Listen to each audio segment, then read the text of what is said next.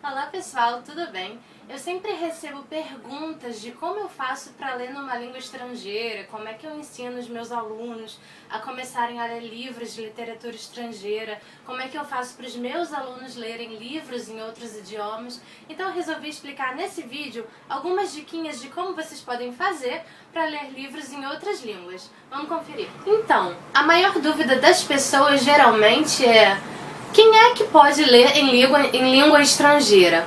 A princípio, qualquer pessoa pode ler em língua estrangeira, mas é fundamental que você pelo menos tenha um contato com o idioma. Por exemplo, aqui no Brasil nós temos acesso direto à cultura norte-americana. A gente tem acesso às séries, aos filmes, às músicas. Então, teoricamente, é muito mais fácil a gente começar a ler em inglês do que em francês ou alemão, por exemplo. Quem no Brasil sabe alguma coisa de cultura alemã? Só o pessoal do sul e olhe lá. Mas enfim, então para você começar a ler, você não precisa estar, por exemplo, num cursinho de inglês. Geralmente você tem inglês na sua escola, então alguma coisinha da língua inglesa você já sabe. Então isso já é um estopim para você começar a ler literatura estrangeira. O que eu indico geralmente é quem está no nível básico, começa por livros com ilustrações ou até mesmo tirinhas e quadrinhos. Por quê? Porque as imagens ajudam pra caramba na compreensão do contexto. Por exemplo, eu dou aula de francês para crianças bem pequenininhas, de 6, 7 anos, que é mais ou menos ali a fase da alfabetização, primeiro ano.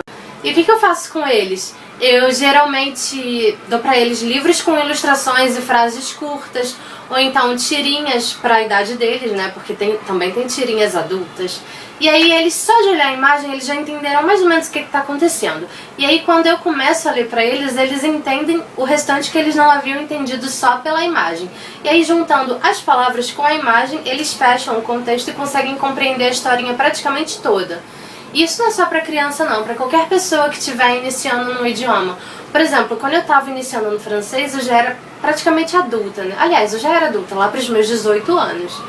E eu comecei lendo historinhas, comecei lendo Asterix e Obelix. Uma coisa também muito legal é que geralmente os grandes clássicos da literatura mundial são traduzidos para essas versões de leitura fácil. Tem os readers do inglês, tem lecture facile do francês, tem o leitura graduada em espanhol.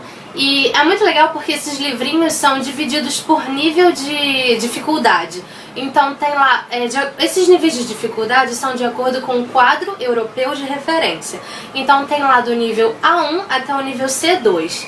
O nível A1 é para o iniciante. Aí o nível A2 seria o básico, o B1 intermediário, o B2 intermediário avançado, o C1 avançado e o C2 seria o fluente.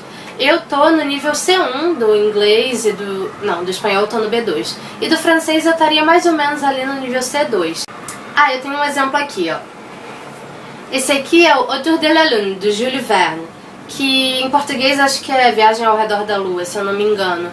E o que está escrito aqui atrás é que ele é niveau débutant, ou seja, nível iniciante, para o nível A1 do quadro europeu de referência, o que significa que ele tem de 400 a 600 palavras de vocabulário. Então, se você tiver um vocabulário de mais ou menos umas 400 palavras, você vai conseguir ler esse livrinho sem pegar no dicionário. Em inglês também existem os readers, que é a mesma pegada desse lecture facile do francês, e tem o leitura graduada em espanhol, que é sempre a mesma proposta. São livrinhos de grandes clássicos com uma linguagem mais simplificada para que o aluno de diferentes níveis consiga ler. Então o A1 é para o aluno iniciante, o B1 já é para o intermediário, o C1 já é para o avançado. Aí você sempre dá uma olhadinha lá atrás do livro para ver qual é o seu nível e escolher um livro que você provavelmente vai entender tudo. Mesmo que não entenda tudo, terá poucas dificuldades. O legal desses livrinhos, esses readers, esses lecture facile, é que eles vêm com CD de áudio. Então você lê a historinha, depois você ouve. E isso ajuda muito a melhorar a sua pronúncia. Às vezes a gente está pronunciando aquela palavra de forma super errada, e aí o áudio, que é narrado geralmente por um nativo, te ajuda a pronunciar corretamente aquela palavra. Então é muito legal você ler e acompanhar o áudio. Outra coisa interessante também é, mesmo que você não comece por esses readers de leitura fácil, que você Comece, por exemplo, por uma literatura mais juvenil, porque vai ter um vocabulário mais simplificado.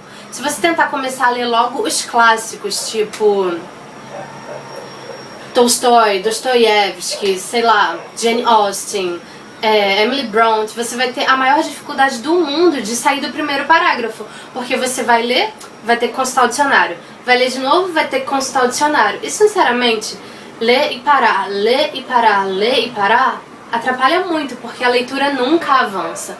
Então, o que eu aconselho é começar por textos de leitura simplificada, ou então ler textos juvenis, que a linguagem é mais simples, e não parar para consultar o dicionário ou o tradutor, tanto faz, a cada palavra que você não compreender. Lê um capítulo inteiro, tenta entender o contexto. Depois de você ler aquele capítulo, você vai sublinhando as palavrinhas. Se você tiver dó de sublinhar no livro, escreve num caderninho ou num post-it, e depois que você terminar aquele capítulo, você procura no dicionário o significado. Era isso que eu geralmente fazia. Eu lia o capítulo inteiro, tentava entender o contexto, óbvio que tinha algumas palavras que eu não sabia, mas eu deixava pra lá.